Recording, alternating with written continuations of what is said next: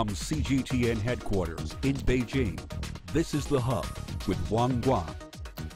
Hello and welcome to The Hub. I'm Wang Guan in Beijing. There seems to be no end in sight as Russia and the Ukraine conflict. After 20 days of heavy fighting, Russia has arranged humanitarian corridors to evacuate civilians, but both countries have so far failed to broker a ceasefire or a truce, and civilian casualties continue to climb.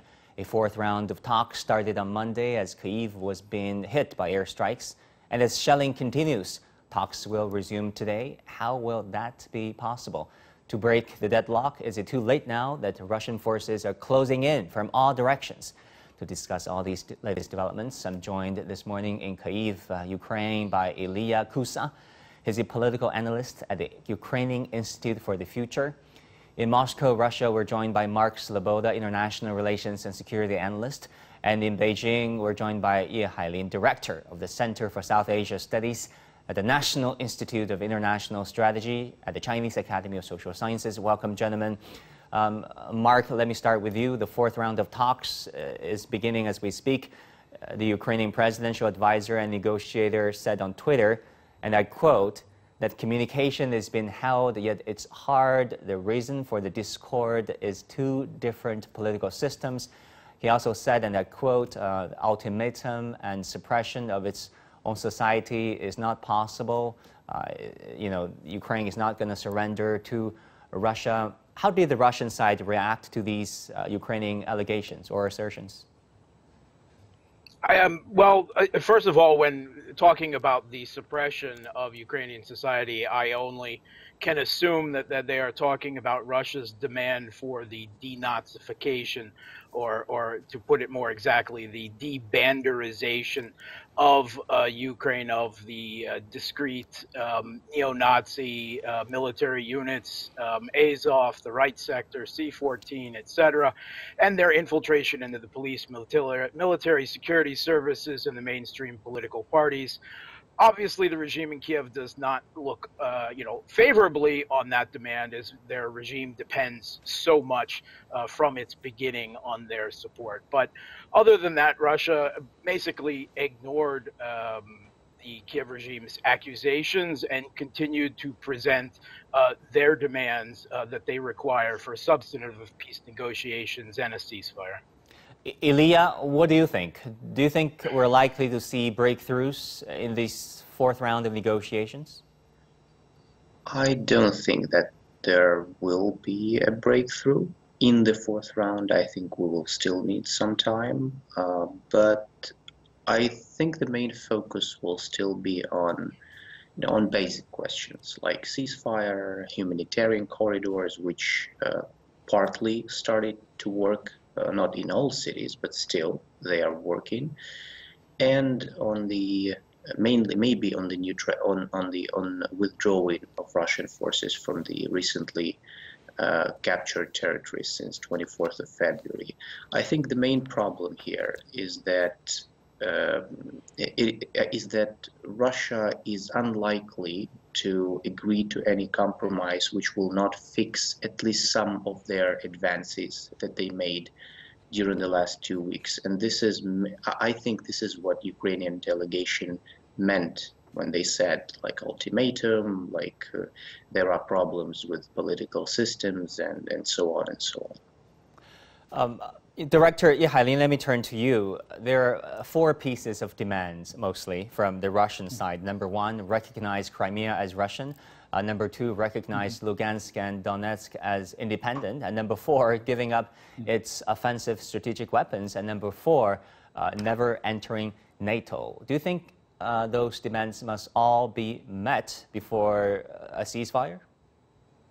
I think currently it's too early to make the comment on such kind of the conditions will be met or not, because we know the military operation is still ongoing and there is no decisive consequence. Already there is no reach such kind of phase. So probably we should hold the patient and to see what will going on for the coming days on the actual ground, and then if there is a turning point in the combat, the conditions and the compromise, it's probably could be met but currently it's far away to say, because obviously Ukraine and Russia, their stance is still have the very big gap between them. Yeah, fair enough. Let's talk about the state of the war and what's happening on the ground, as you put it. Many thought that this could be a decisive battle, right? Russia, after all, is a much bigger military force, but it is turning into a war of attrition, if you will, a prolonged warfare, where the Ukrainian sides are using all kinds of strategies to wear down the bigger, stronger Russian military troops. Is that your sense too, Mark? Well, first of all, the Russian military intervention force is not larger. It's actually much smaller than the Ukrainian forces. But I'm talking about the capabilities of Russia. The capabilities. Well, Russia has, unfortunately, or fortunately, depending on your perspective and the particular location, not utilized its full military capabilities. It has had extremely restrained use of air force and artillery, according to the top Western military experts, for the intention of reducing not only civilian casualties, but particularly in the first week to 10 days of the conflict, to limit the deaths of Ukrainian regular military as well. But at the same time, they are accomplishing their strategic objectives. Most importantly, the seizure of the southern coast, the surrounding of several key cities, including the capital, is continuing, and the bulk of the Ukrainian regular military forces are pinned down and now encircled in a cauldron in eastern Ukraine, effectively, reducing their ability to engage in conflict for the rest of the foreseeable future.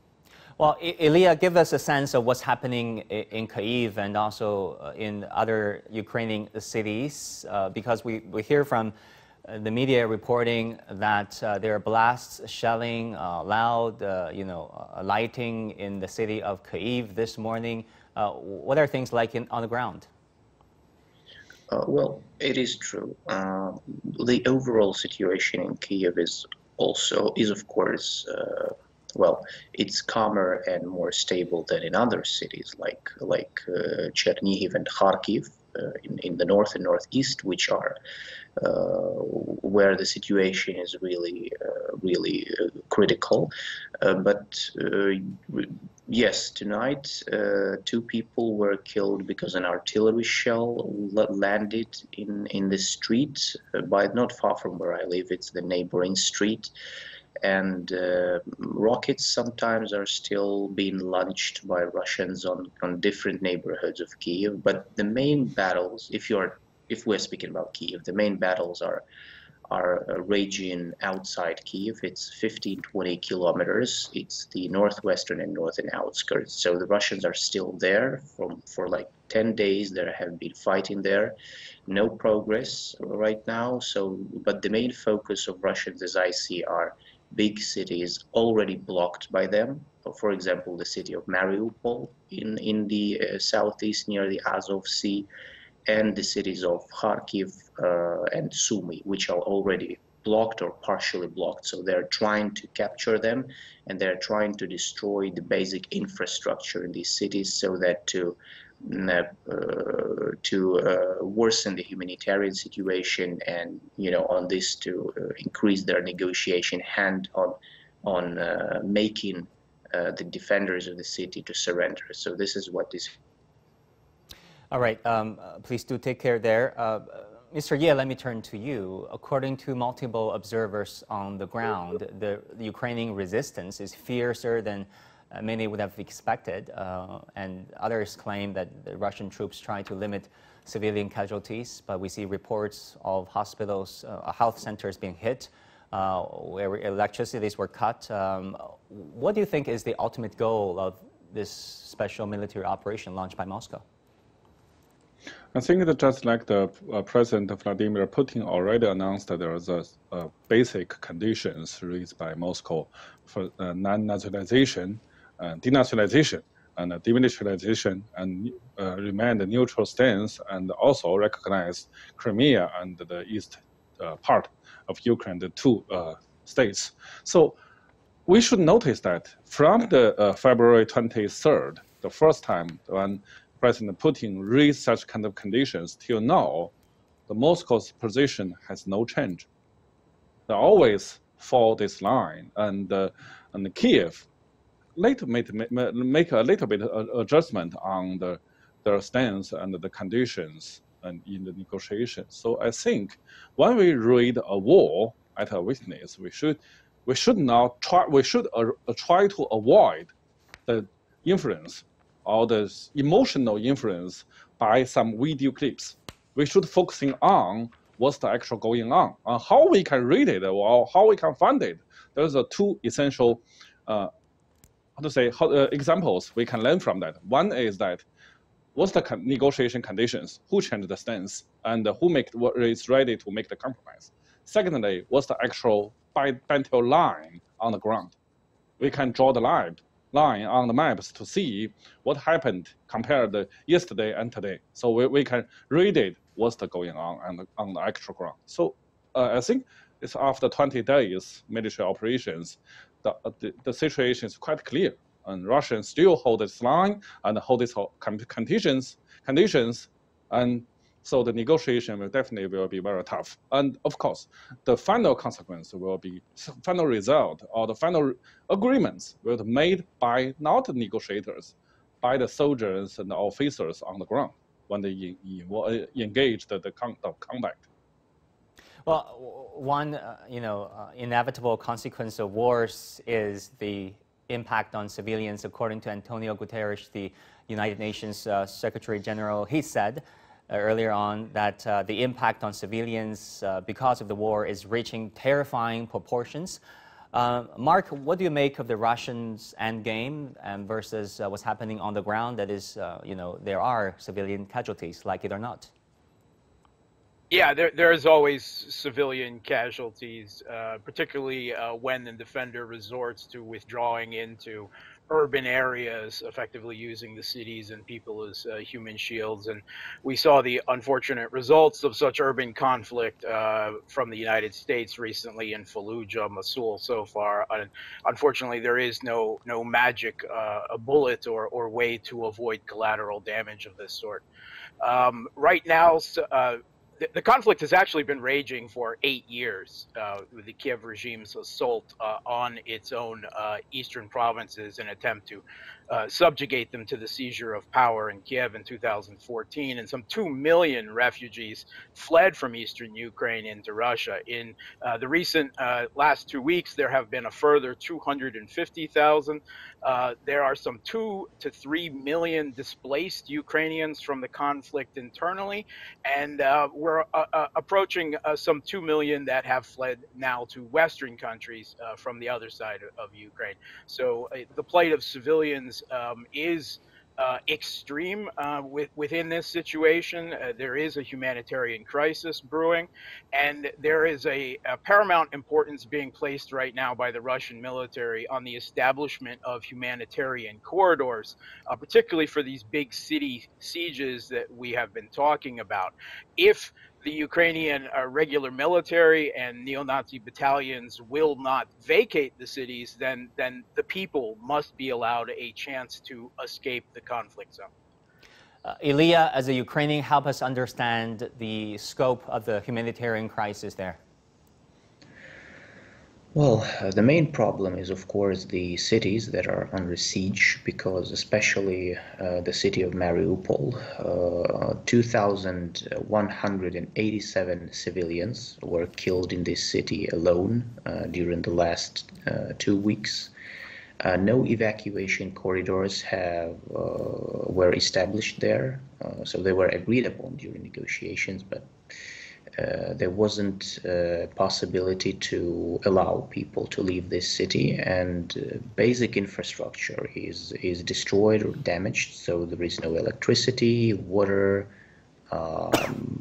thermal power stations are shut down, and strategic reserves are also destroyed. Right now, as I understand, Russians switched to attacking actually municipal communications and infrastructure objects in different cities. 2.8 million people, if to be correct, fled Ukraine, mainly to such countries as Poland, Slovakia, Hungary, Moldova. And the problem again is that there are not all humanitarian corridors work, and that Russians are damaging the infrastructure in cities so that people can't live there even, and the siege is being tightened. So I think this is the main question is how to get humanitarian aid to cities under siege, and how to allow people to leave these zones where fierce battles are raging. So this is the main focus of humanitarian problems right now. Yeah, we do hope that humanitarian relief can arrive sooner rather than later. Nearly 3 million Ukrainians or residents in Ukraine have fled. That means every 1 in 30 people living in Ukraine or Ukrainians have left their home. Mr. Ye Hailin, let me turn to you. Let's talk about the role of China.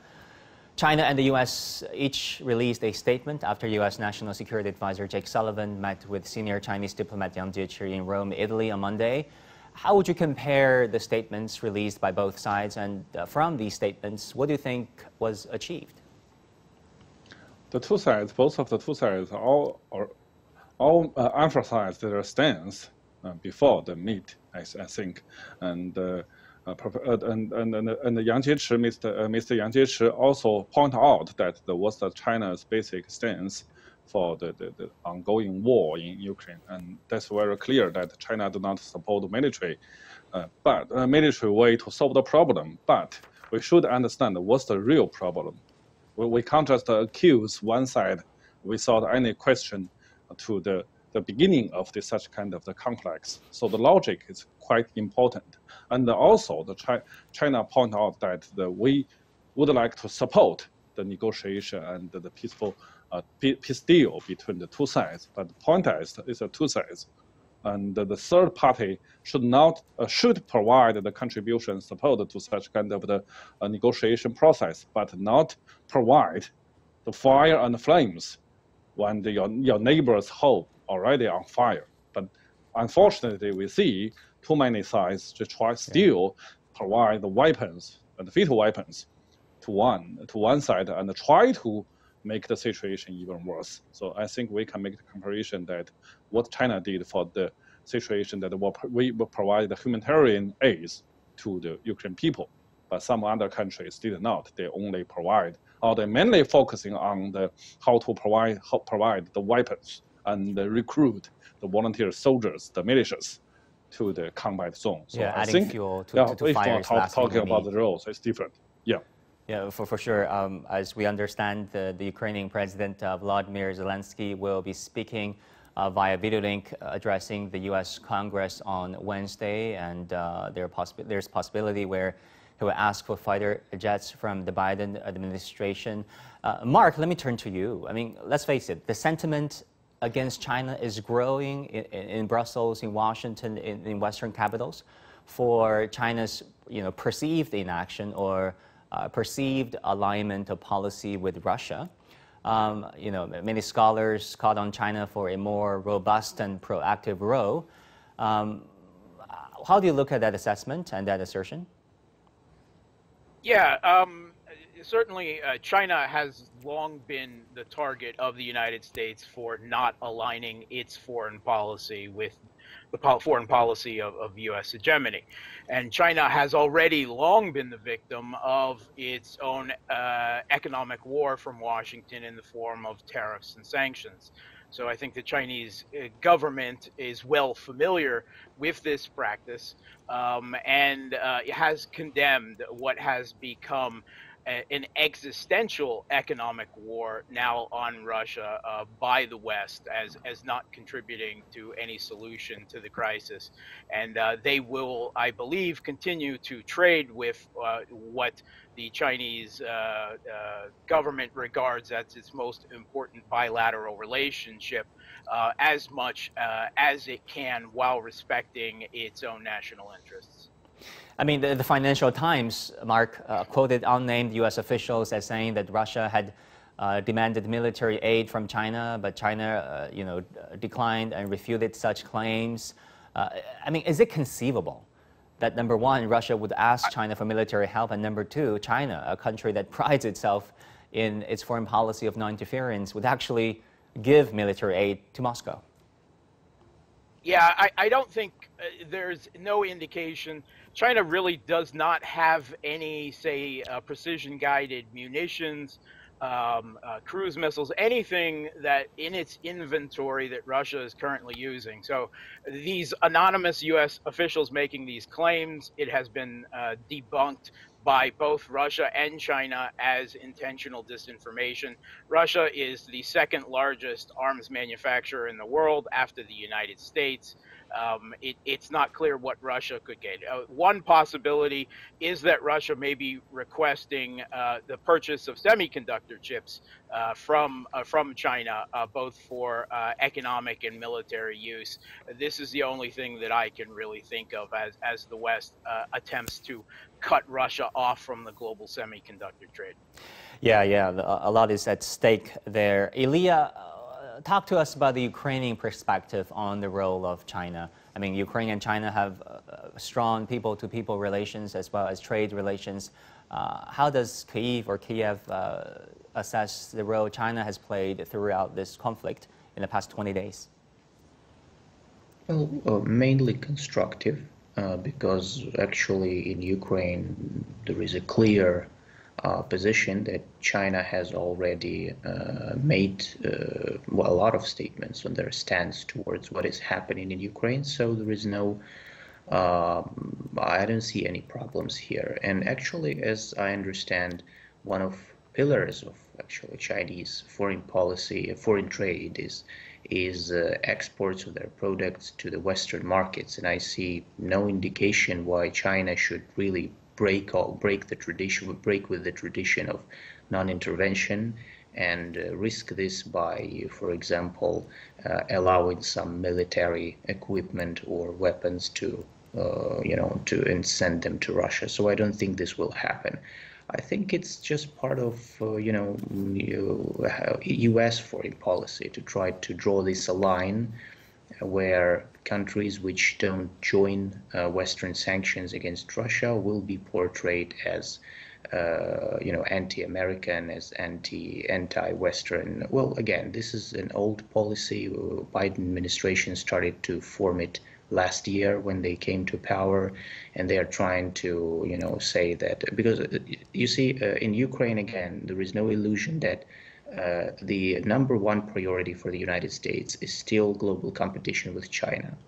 And I think everything, they also form their position and their rhetoric, which we see in, for example, these information sent through Financial Times.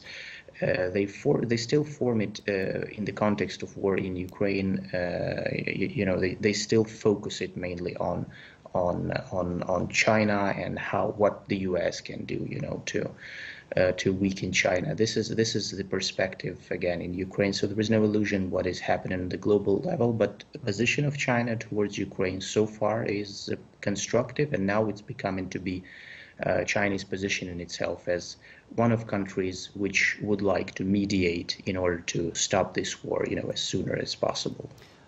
Director Ye Hailin, I want to pick your brain on this. How do you think China will respond in face of Western criticism of Beijing not doing enough? And secondly, how do you think the ongoing crisis in Ukraine will impact the triangular relationship between Russia, the U.S., and China?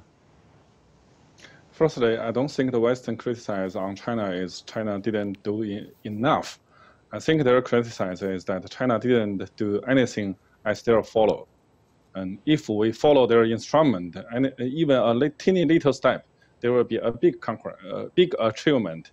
But it's obviously China holds a different stance and a different opinion on what's happened in the Ukraine. So I think point is that China and the Western couldn't find a way that we think the situation is we see the situation in the same mind. I think that's the key issue between key problem between China and the Westerners. And secondly, what China would like to do is China will provide the support for the local people, and also will provide the necessary support to the both sides. But of course, China won't join the West camp to try to restrain Russia or pick up the side between the two sides. I think this obviously far away from the Chinese policy and the Chinese long-term tradition. Mark, what do you think about the question I posed earlier? That is, how the ongoing crisis in Ukraine will impact the triangular relationship between Russia, the U.S., and China, which has been a very interesting one. If you look at the Cold War history, the Sino-Soviet split, the China-U.S. détente, and the trade relations among all three. Yeah, I think that U.S. policies for decades, it's policies of containment and confronting both Russia and China, military, economically, have pushed the two countries together. I think no one has done more for Sino-Russian relations in that regard than the United States itself. And they are continuing to do that in the current climate. When they are threatening China with, this coercive diplomacy, if you will, of extending sanctions to China because China will not adopt U.S. sanctions against Russia, that is, again, certainly not doing anything to improve U.S.-Chinese relations, this heavy-handed, tyrannical kind of foreign policy diktat. And it is very unlikely that a great power, many consider a rising superpower like China, will take well to having, demands and threats of blackmail to them about who they should or should not conduct trade with. And Russia, obviously, being one of China's most important trade partners, particularly in the realm of commodities that help the Chinese, economic machine run. Mark, finally, one last question. Give us a sense of the impact of the Western sanctions on Russia. I mean, how is that affecting lives of ordinary Russians? Right now, the effect is limited, but it will grow over time. Right now, on a simply anecdotal level, I can see, inflation is quite high, 8 to 10%, and the price of shall we say, big ticket Western consumer goods, electronics, if they're directly from the West, has doubled in a lot of places. Other than that, right now, the biggest economic effects lie into the future, I would think. A lot of Western companies have left, and that leaves a hole in the market, but Russian domestic manufacturers and, import substitution from China and elsewhere is very quickly celebrating this and will benefit from it, much as the Russian agricultural sector did from the round of U.S. sanctions in 2014. All right, Mark, Iliya, Director Ye, thank you also very much for joining us on The Hub here on CGTN. Thank you for your insights. And that's all we have for this edition of The Hub. Thank you for watching. Send us a message on Weibo, Douyin, Twitter, or other social media platforms. Thank you for joining us. I'm Wang Guan. Our news coverage continues on CGTN. Bye for now.